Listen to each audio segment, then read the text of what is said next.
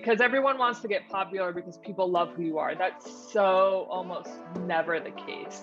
And Mhm. then like just isn't a strong enough emotion, right? Like people may occasionally watch your stuff or occasionally comment, but you really kind of want either the love or the hate people. Like the in Yeah. between people don't move the needle.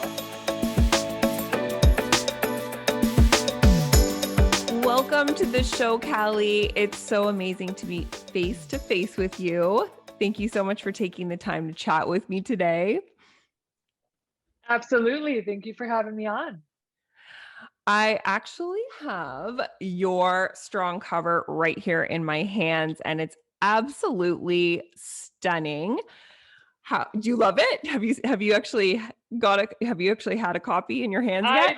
I I do actually have one too. Yes, it Woo! just came in the mail and I absolutely love it. It's so funny because when you see the digital, like, social, whatever, it's always so much different when you get the magazine in person. I completely agree. Completely agree. I mean, you have been on our radar for a while. I can't remember what year it was exactly, but I just remember my husband Vince yelling at me, "Jenny, come and check out how this girl throws a football." And I couldn't believe it. Like it was so epic. And we've been following you ever since. And I just absolutely adore you and your amazing sense of humor. And I loved reading your story in Strong. I mean, you've always been an athlete at heart. Like you've been playing soccer and basketball and softball. Was it softball as well? Yes. Yep. Yeah. And so is that sort of where like you found fitness?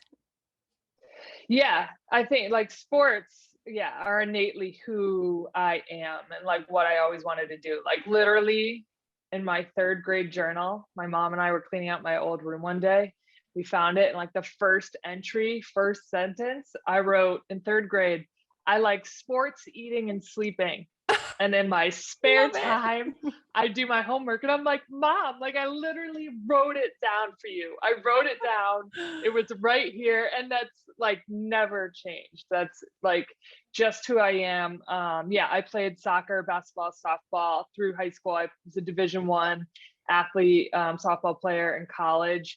And to me, yeah, like it was never really fitness, it was training, right? Like I was Yep. training for to like kick harder, to throw harder, to hit harder, to have longer endurance, like it was always for some kind of athletic feat. But it was always what I did. Like I've pretty much always done two a days. I've always trained. And then when sports were over, I was like, well, what am I going to do now? I'm just going to Yeah. be like a regular person doing regular people things. Like, and I really didn't know what to do for a little while. And yeah, that's what got me into competing in the NPC and then obviously onto the IFBB. And that was how I got into fitness. And that was weird for me because I had never trained to for like an aesthetic look. Yes. Yeah. Yeah. And So, and but you yeah, even won a couple shows. Like you won your class, y- right? In NPC? yeah, yeah, I did. I don't remember now. But yeah, I know I had to have because you can't really get to the IFBB without that. Mhm. Um, so I did. I think I won an overall of a show. I won Wow. some classes, some different. One of my favorite one was I went and actually I think I still that sword behind me. Oh, It was yeah. somewhere I want to say like North Carolina or something, and Okay. it was what are they called? Nationals? When you Yep, the nationals. can't, Mhm. right? And they never like I showed up and they're like, "Oh, we don't have you like registered. We don't have whatever. Like it'll be fine." I'm like about to walk out on stage and they're like, "Oh, we don't have a number for you." Oh Like my god. and they like just I'm like, "Okay, this is great. I'm glad I came." And then they like randomly they just kind of like I think I went out without a number and I think I ended up, yeah, like winning my class at that show. Like I'm like, Wow. so it was just funny, like, Wow. but yeah, so it was Girl with no number. right. They're like that Won girl. the Pick her overall. out of the end. Yeah. And I was always in the tall class. So it was always weird, like pretty much a lot of the, like, especially as I went on, like in the IFBB, short, dark hair girls were who won in bikini. And that's like the exact opposite of what I am. So they're just kind of Oh. like seeing the writing on the wall. And I'm like, yes, this isn't really working out. I'm done with this now. Yes, exactly. Like time to move on. But I mean, you mentioned this in the article too. Like you've pretty much always had a good handle on body image. Did that ever affect how you viewed yourself or viewed your body? No. Um, I think because I came from an athletic background, Hmm. um, to me, it's like nothing is final, right? Like it was more of like, okay, just like objectively looking at like the division I was in and what they were looking for, right? Yeah. So to me, and then like taking that information and then applying it to my body and then seeing the changes. So to me, I just looked at it very constructively, Hmm. like again, like from a true athlete perspective. And I think that was something that most people didn't have, unfortunately. Yeah.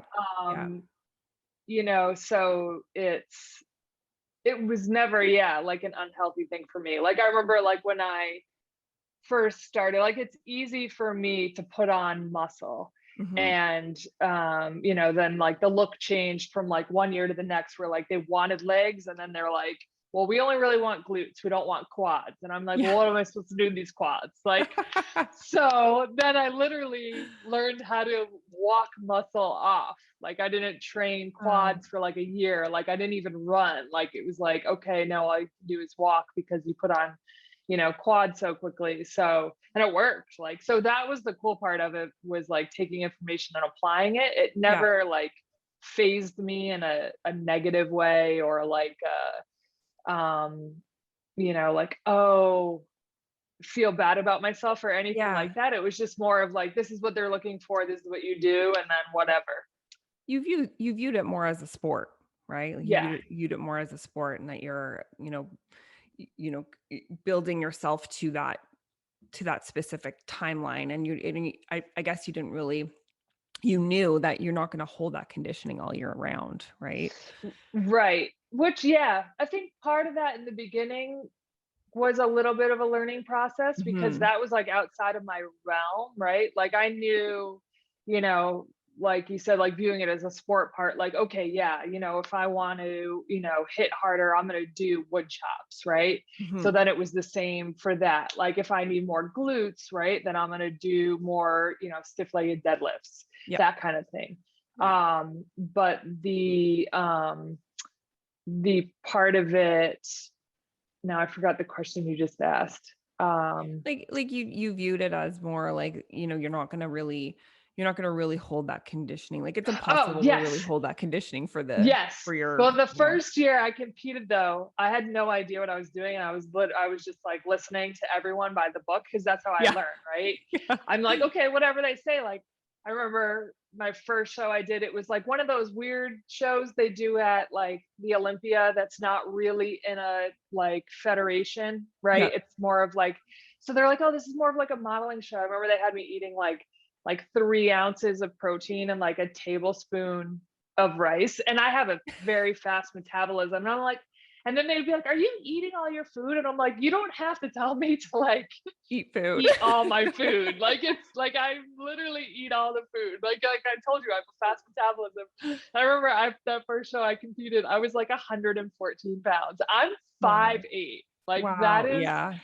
like, That's and when small. I was in like where I think I had the best look, in my opinion, I was competing at like, probably 125 pounds on stage. Wow. So like that was crazy. Mhm. But yeah, my first year I competed, I did like something stupid, like 8 shows. I think we all do stupid things like that. And they're like, And oh no, listening it's to all these other bikini. people. Yeah. Yeah. That's a Yeah. lot. And That's a they're like, lot. you can totally be conditioned like that year round. And it's funny. I'm like, okay, well then I'll just keep going. And then I'm like, why am I looking worse by the end of the year? And Yeah. it's like Yeah. because I'm not supposed to be in a caloric deficit Yeah. You're for completely depleted. 11 months out of the year. Yeah, exactly. And I'm like, oh, that was dumb. Okay. Okay. So when you threw that football, like was that after you competed and you were Yes. sort of wanting to get back in sports? Because I remember reading like you just were like, you know what, I want to get back into this. I'm going to throw a football. And holy, did that ever go viral? And I Yeah. don't think a lot of people realize when something like that happens, you get a lot of attention super, super fast. And with that attention can also bring a lot of negative comments and feedback. Like, how did you deal with that? Yeah. Yeah. It was wild because it wasn't, first of all, it wasn't something new, right? It was just Mhm. something new that I had put on the internet. Yeah, you were always Like doing that. it's right. So, and to me, that's like, yeah, I had done like one, I think that my last fitness competition I ever did. And I was so sick of it. Like I was so over not doing something athletic, right? Like all that training for nothing, like, so I just wanted to go out and throw things because that's what I like to do. And I didn't have anyone to play with because all my friends are like adults, right? So I'm like, oh, I'll just go throw a football at a cardboard box in a field because I had to make like some kind of food giveaway. And I just did it because I just missed it. Like I just missed sports. That was the sole reason. And people reacted, they were like, this is fake. It didn't even, Yeah. because it bounced in and out of the box. They're like, it didn't even go in the box. And I'm like, why would I put something fake? Like, I don't understand.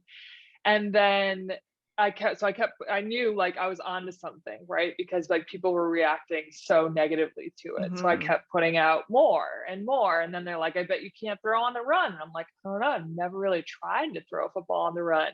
And then I did like the football and the basketball hoop on the run. And then everyone's like, that's fake. It wouldn't go in that trajectory. And then yeah, it went super viral when Instagram had come out with 1 minute video and I had clipped Mhm. together like 5 throws in a row. So it was kind of more of like proof of like, yes, I can do all these things. And that's the one that went viral and like crazy viral. I remember that. Yeah. Yeah. And it was wild. And yeah, like I am a marketing major. Like I've handled all my own like negotiations before that. Like I was like, oh, I got this. I was like, I don't know what's going on right now. And I don't even Yeah. know how, I mean, you talk like, Barstool Sports, how, House of Highlights, ESPN, Fox, like Wow. Yeah, it was all everywhere.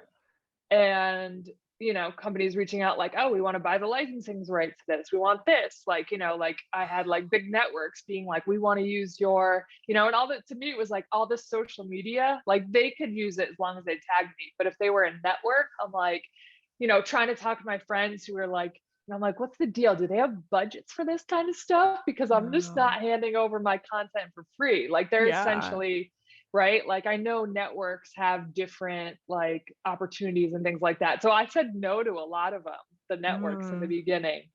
But yeah, it was wild. And that's when I had my first influencer marketing agency reach out to me and they're like, hey, we'd like to represent you. And I was like, I didn't even know that was a thing. I had had agencies for hosting work and stuff like that. So that was great because then I could ask them like, should I say yes to this? Should I do that? Like, can you handle this? And so that was super helpful. But as far as the feedback of it and the negative part of it, oh yeah, there's like that's pretty much all there is, right? Wow. Because you go from like your own audience, which is nice to you and blah, blah, blah, to people that have no idea who you are. And they're just there for like the pure joke and entertainment of that clip, right?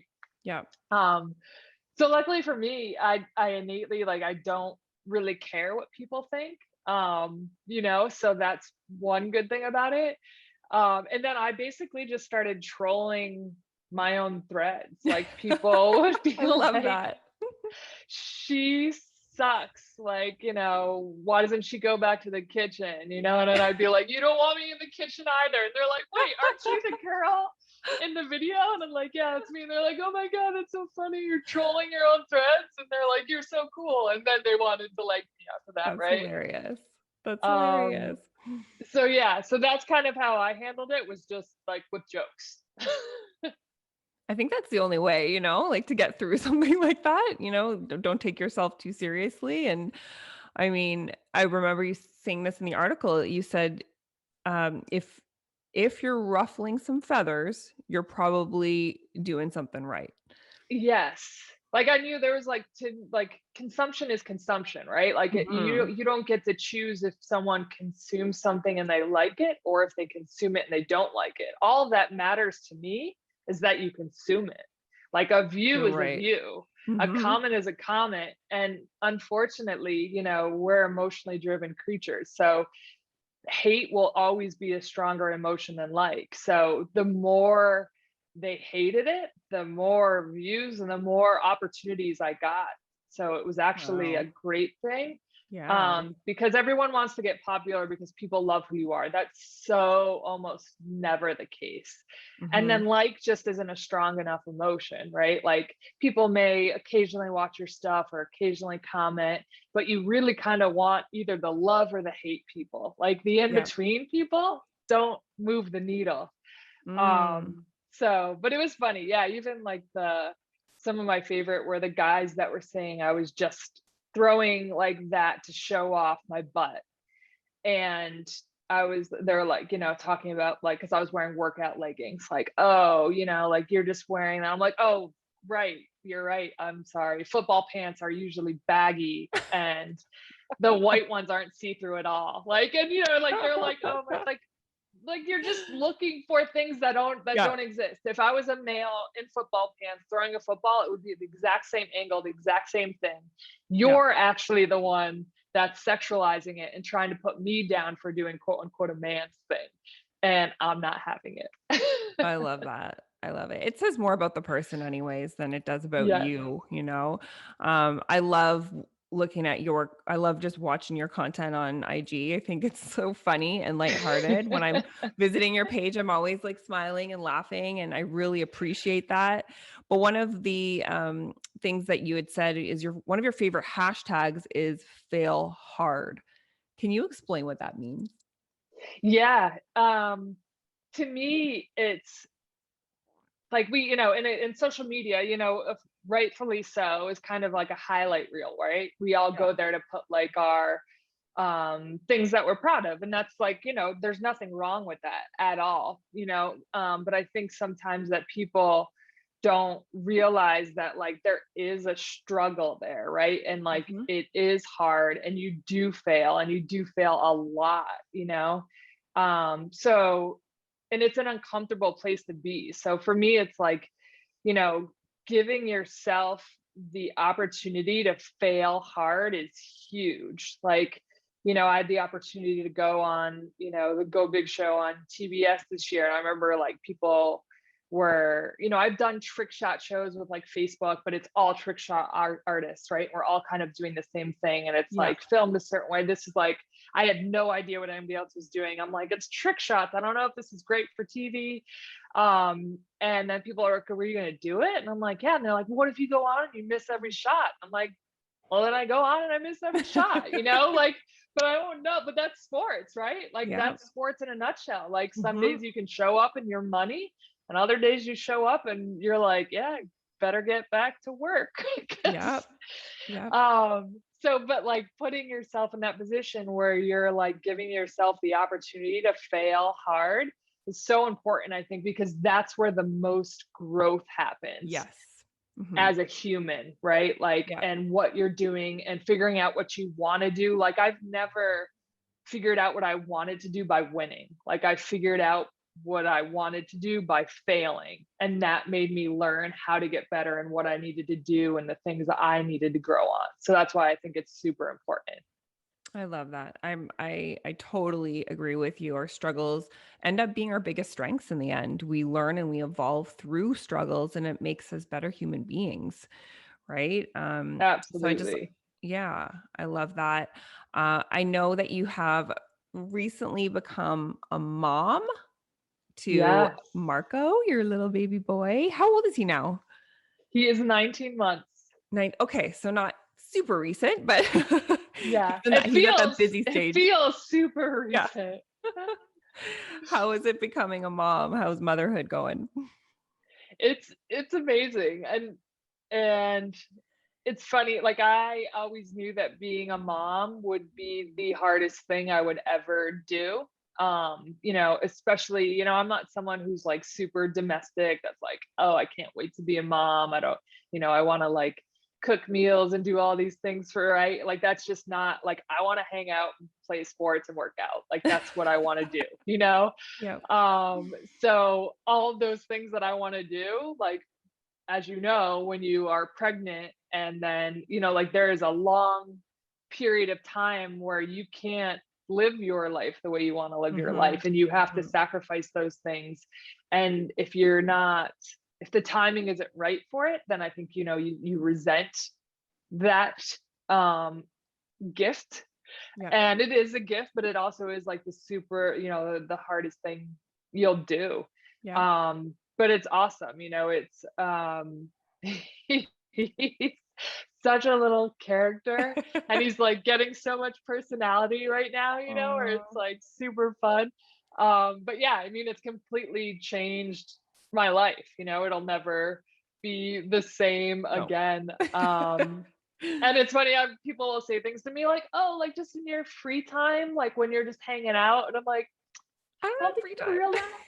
Yeah, like, I don't think you realize how it actually works when you have children. Like, I don't know I'm like, there's no such thing as free time. So like we schedule it and it happens or it's not happening. That's how it works. But it's been amazing. Oh, that's awesome. I know for myself, after becoming a mom, my training schedule changed. I was more of the mindset less is more. How has Yes. your training and nutritional habits changed since becoming a mom? Yeah, 1000% on the less is more, Mhm. mostly because I don't have more. Yeah. I Yeah. used to be able to, do, like if I wanted to separate my workouts and do 2-a-days and do things like that. Right now I'm like, Yeah. okay, I'm like realistically, I have 3 to 4 days a week and maybe an hour or less Yeah. where I can train.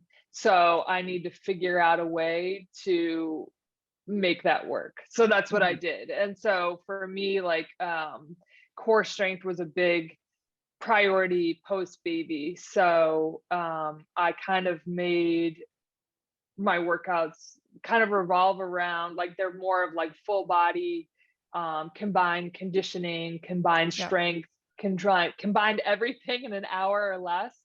And that's really like just now I'm starting to be able to have like a little bit more time.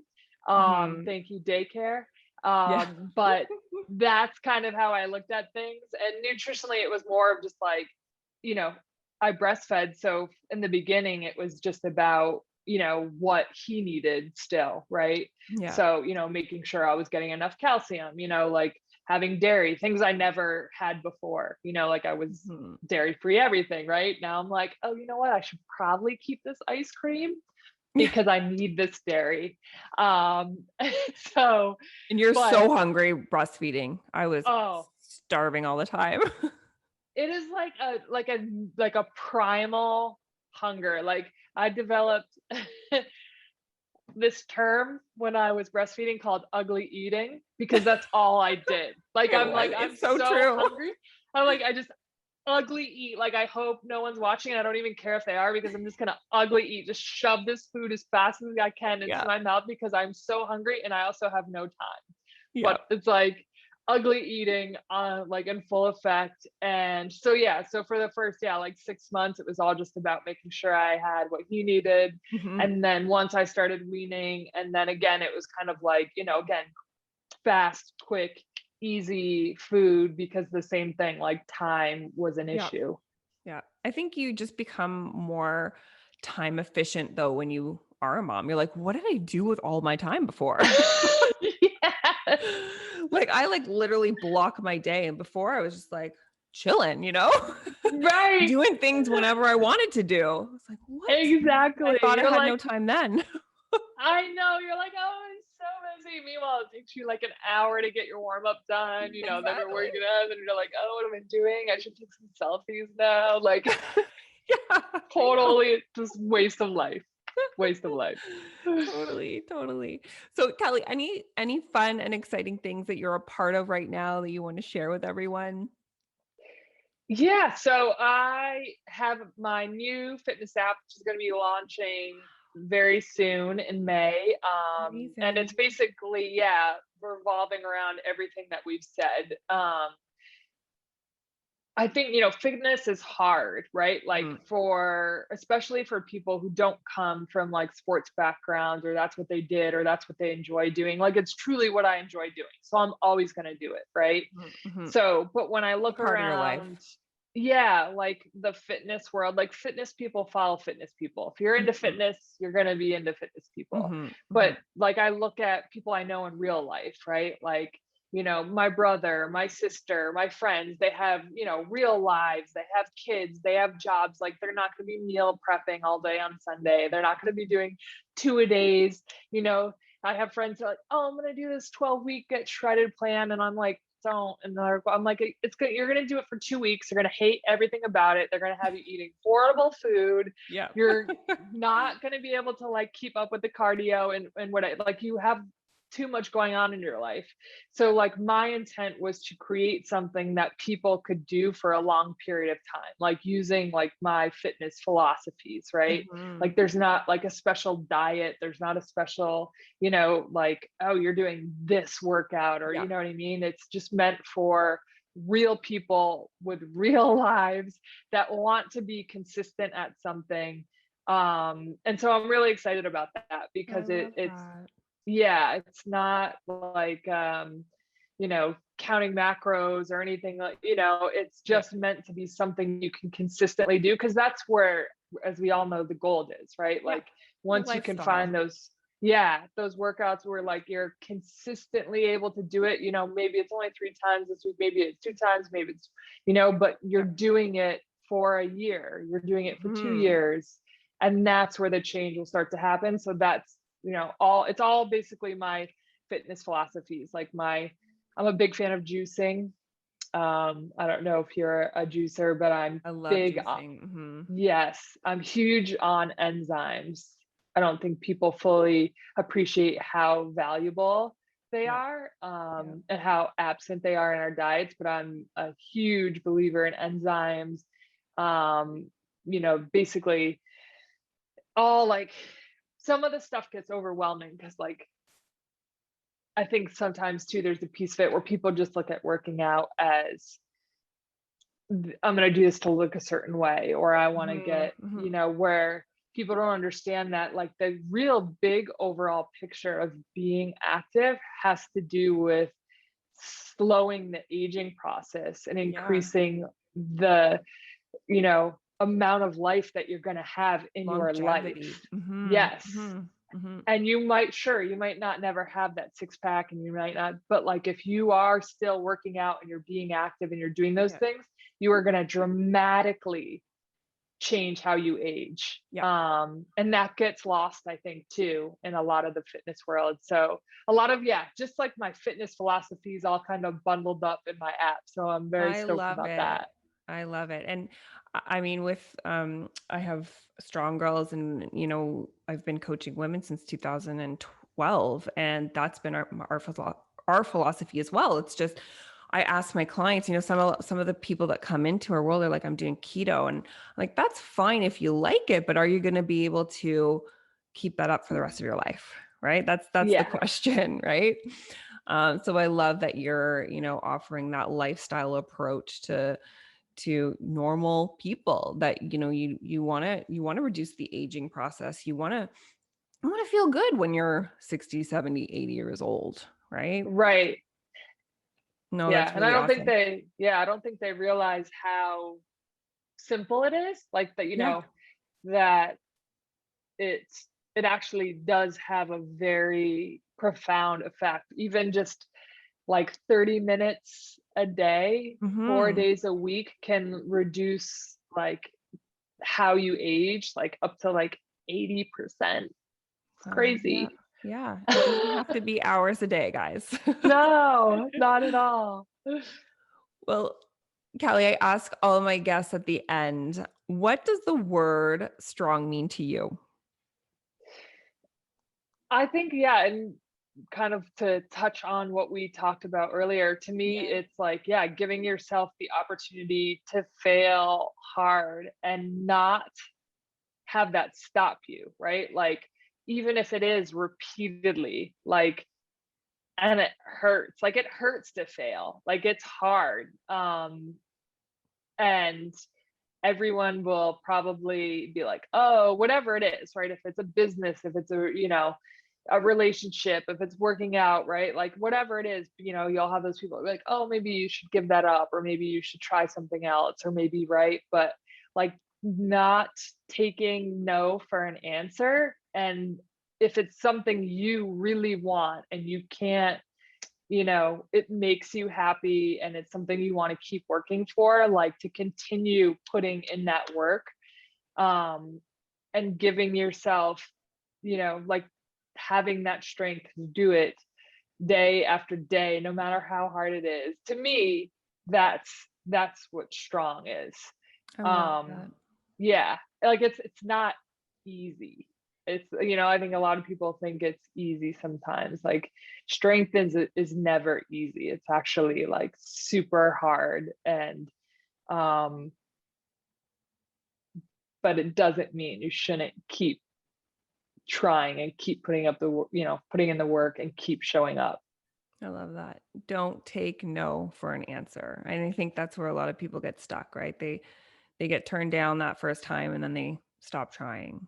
So I think Yes. you're a perfect example of like keep going, keep doing what Yeah. you want to do and learn from your mistakes and keep growing. I love that so much, Callie. And I just want to thank you again for taking the time. I know how busy you are sitting down with me. You truly are one of a kind. So keep inspiring and being you, girl. And guys, keep your eyes open for Callie's issue that's going to be hitting shelves May 6th, just in time for Mother's Oh, Day. So that's awesome. I'm super excited to see you on shelves and to continue following you and all your epic throws. So thanks again for being here today, Callie. I hope you have a wonderful day.